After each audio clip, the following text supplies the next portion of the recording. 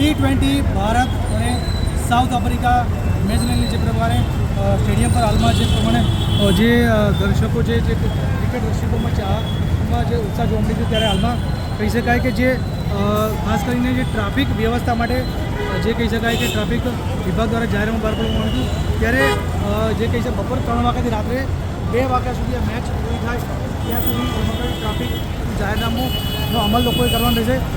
જે વૈકલ્પિક વ્યવસ્થા તરીકે જે જનપટ્ટી છે જનપટ્ટીથી કહી શકાય કે જે તપોવન સર્કલ તરફનો જે વિસદ તરફનો જે માર્ગ છે તે અલગ અલગ 2 જે માર્ગ તરફ લોકો જઈ શકશે.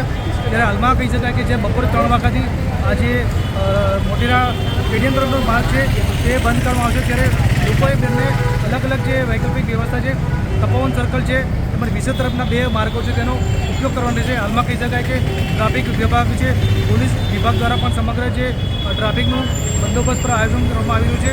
લોકો પણ ધીરે ધીરે સ્ટેડિયમ તરફ આવતા શરૂ થયા છે. Pravin Jadav, VR live news, Ahmedabad.